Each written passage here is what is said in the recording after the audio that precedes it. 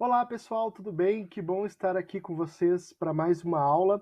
Essa aula de geografia, em que a gente aprende sobre vários lugares, conhece várias culturas, conhece vários povos e, de uma certa forma, também estuda os ambientes, né? Esses ambientes tão diferentes, tão diversificados. Nós vamos continuar trabalhando sobre o continente europeu. A nossa última aula foi uma revisão e ali nós podemos perceber algumas características quanto ao clima, a vegetação, que a gente chama de aspectos naturais. Hoje nós vamos continuar estudando sobre o continente europeu, mas nós vamos trabalhar os aspectos demográficos da Europa. Esse capítulo é o capítulo 5 do livro de vocês. Então, por favor, vamos para mais uma aula? Os aspectos demográficos da Europa, eles são bem marcados, eles são bem caracterizados por alguns padrões. E a gente se acostuma chamar o continente europeu de o local onde tem os países de primeiro mundo. Esse termo primeiro, segundo, terceiro mundo não se usa mais, mas meio que simboliza a imagem que a gente cria ou criou, né, do território europeu. Então, primeira coisa que eu quero destacar com vocês é que lá na Europa nós temos uma concentração bastante grande da população. Olha aqui esse dado, chama atenção para vocês aqui, ó. 11% da população mundial, em média, vive no território europeu. Se você parar para pensar no todo, né, na grande quantidade de pessoas que existem, comparar, por exemplo, com a Índia ou com a China, que são países, não são continentes, que são muito povoados, até parece que a Europa não é tão ocupada assim. Mas, na verdade, isso não reflete, porque a gente tem ali no continente europeu uma extensão de terra não tão grande assim, com uma grande concentração de pessoas. Isso faz com que eu tenha uma taxa de ocupação muito alta, bastante alta. Ou seja, a Europa pode não ter um número, assim, um grande número de pessoas, como por exemplo a China, que tem muitas pessoas, mas ela tem uma densidade muito grande. Então, por quilômetro quadrado, acaba tendo uma variação, uma quantidade de população bastante grande, certo? É lógico que isso não é em todo lugar. A gente aprendeu ali, quando estava estudando o continente europeu, os aspectos físicos, que existem montanhas, existem lugares que você não pode, né, ocupar por uma questão da geografia do terreno. Então, existem lugares que são mais povoados e existem lugares que são menos povoados. A grande megalópole ou a grande cidade da Europa é Moscou. A gente sempre imagina lá Paris, Londres, quem sabe Roma como grandes cidades. E de fato elas são, mas elas são grandes cidades muito mais por questões culturais e históricas do que propriamente pelo número total da população. Porque Moscou, por exemplo, tem muito mais gente. Como é que a Europa chega nesse patamar? O senhor vai tirar aqui a imagem do senhor, depois volto daqui um pouquinho, tá bom? Como é que a Europa chega nesse patamar? Ela chega nesse patamar principalmente por causa das imigrações. É interessante a gente destacar que por muito tempo o europeu ele acabou ocupando outras áreas do planeta, né? Como por exemplo a América, a Oceania e o continente africano. Mas com o passar dos anos houve um contrafluxo, ou seja, as pessoas que viviam nessas colônias começaram a se deslocar para o continente europeu, como se houvesse uma mudança, né, desse fluxo, principalmente por causa das condições de trabalho e das condições sociais. As oportunidades do trabalho, a qualidade de vida nos países europeus acaba tendo uma taxa muito maior quando é comparado com o IDH das colônias. E isso acaba levando muitas pessoas para essa região, muitas pessoas para essa área.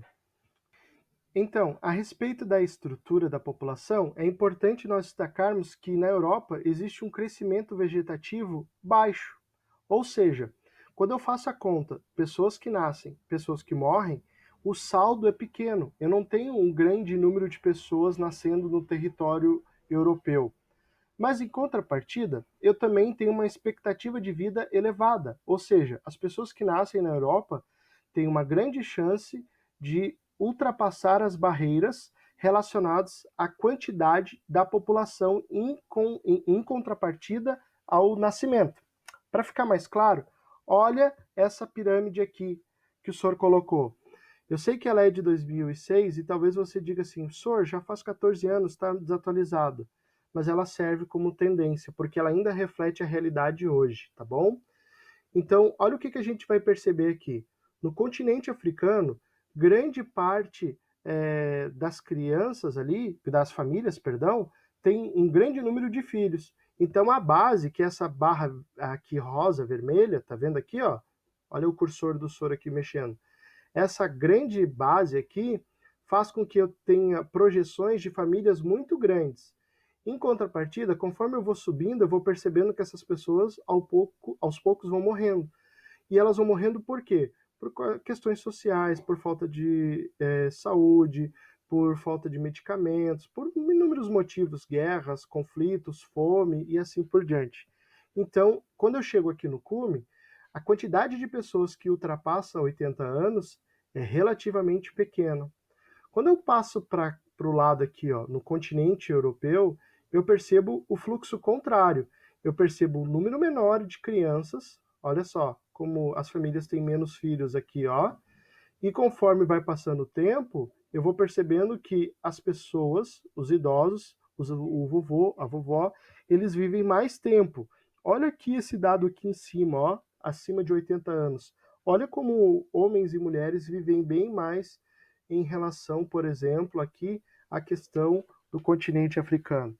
Então, o que eu tenho na Europa? Eu não posso dizer que eu tenho uma pirâmide, eu tenho uma coluna. Com o passar do tempo, qual a tendência? É que essa base fique mais larga aqui e cada vez fique mais estreita aqui, certo? É importante a gente destacar algumas coisas para reforçar o que o senhor está falando, como, por exemplo, a taxa de mortalidade. Então, por 1.000 habitantes, ou seja, cada 1.000 habitantes da Europa vai morrer por algum problema relacionado à saúde, à formação, alguma coisa, em torno de 8 crianças. No Brasil, 22 crianças. E em Serra Leoa, por exemplo, 164 crianças. A mortalidade infantil é muito alta. Lembra da expectativa?